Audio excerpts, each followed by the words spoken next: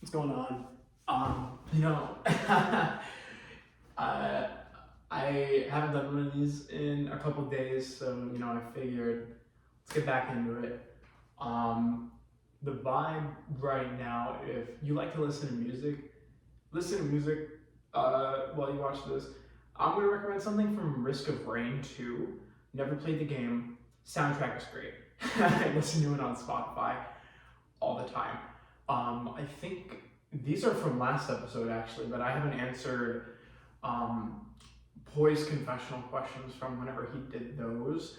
So I figured, we gotta get those done. I think the first thing was talking about, like, oh, are you like anxious over this cast, or is it, just another day? Here's the thing. When I play orgs, it's mostly from it's from a different side of the community than ColORG, which is, it's a pretty small side, all things considered, and it's a lot of the same people playing over and over and over again. So, I'm used to playing with a different group of people, and I'm also used to knowing who I play with.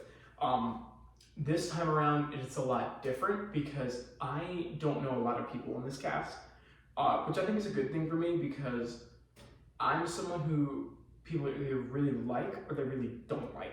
There's no in the middle. So I'm coming in here. I feel like the only impression that a lot of people have on me is that I am a former winner. I am someone who won season 3. But I think I was a very different player a year ago than I am now. So I'm actually excited to, be with this cast, be playing with, the best of the best in many different aspects. Hopefully this is a season where the gameplay is good. It's one where, people are really giving me like a run for my money. I think in season 3 it was a pretty easy win, all things considered. I think the only problem was I made it to the end and I almost lost because of just honestly, that was probably one of the worst juries I've ever pitched to. I actually just pitched to a jury. I lost an FTC for the first time in a really long time recently. And that was a pretty bad jury, in my opinion, just because at least ColORG gave me the time of day to make a pitch. This jury was just like, oh, you played too hard, you backstabbed and burnt too many of us, so you're not getting my vote. And I didn't like that. I don't fuck with that. But I think that this cast is going to be one that, there's going to be a lot of good gameplay. I think these players are, I don't have that much belief in all these players. So I'm really going to have to be cautious and look at everyone from a game perspective angle. And I don't really have the luxury to do what I did in Evergreen Glade. I fucked around so much. It was a fun season. But I'm not going to be able to come into this season with that mindset. I'm going to have to be playing the game 24/7. I'm not going to get to troll or fuck around that much. Maybe I'll have 1 or 2 opportunities to do something funny for Team TV, but other than that, yeah, no. Second question was, yeah, I think I already covered that one too. It was about like, do you know anyone? What do these people think of you? I do think people know sort of how I played, where I was trolling a lot, found an eye roll, started taking it serious, still kind of fucked around a little bit ever since then, but when I got to merge, I was just balling out by that point.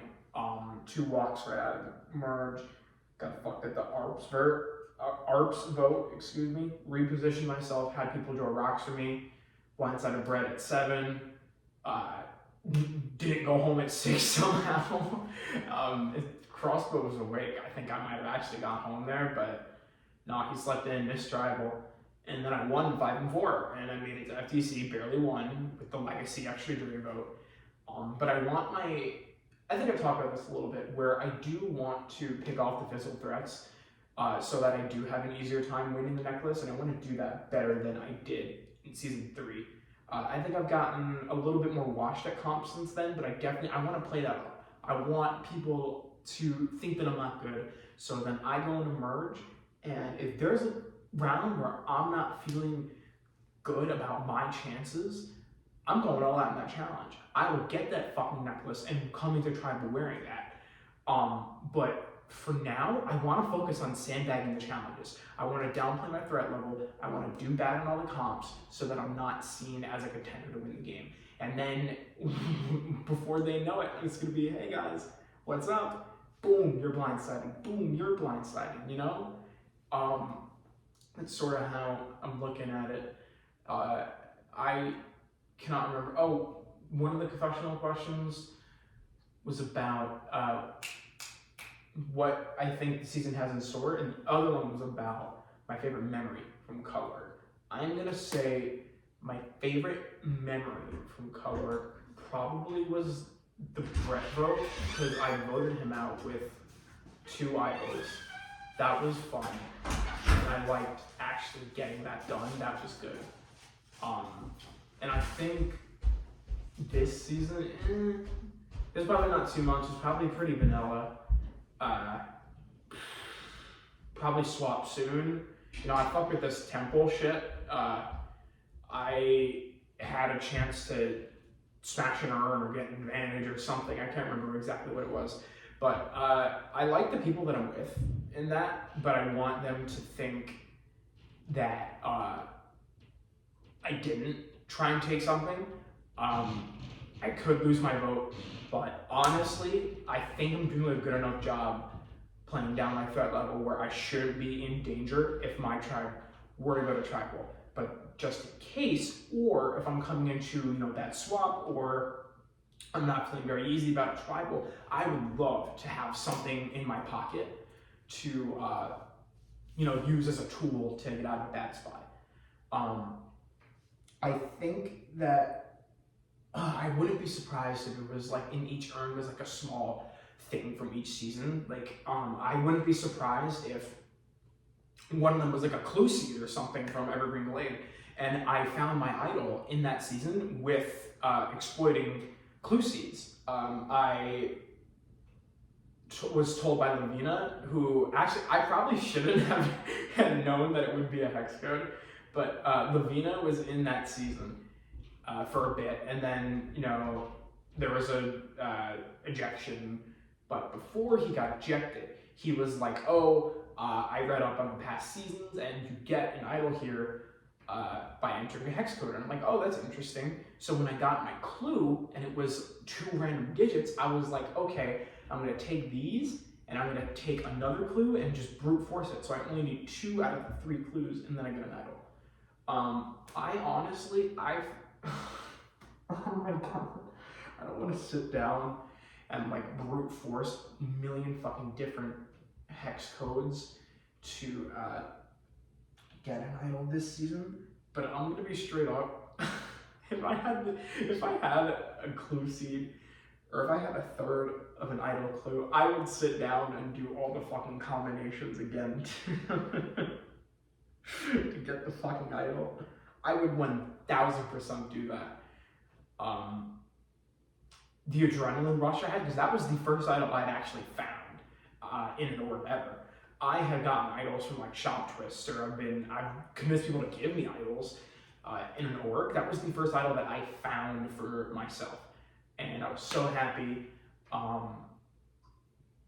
And I would 100%, you know, try and get that done again. I would 100% be willing to put in the work to get an idol. The thing is, though, I'm gonna need at least a clue, because I'm not gonna sit down and brute force every single hex code known to man. But I have no problem brute forcing it, knowing that I already have 1 out of 3.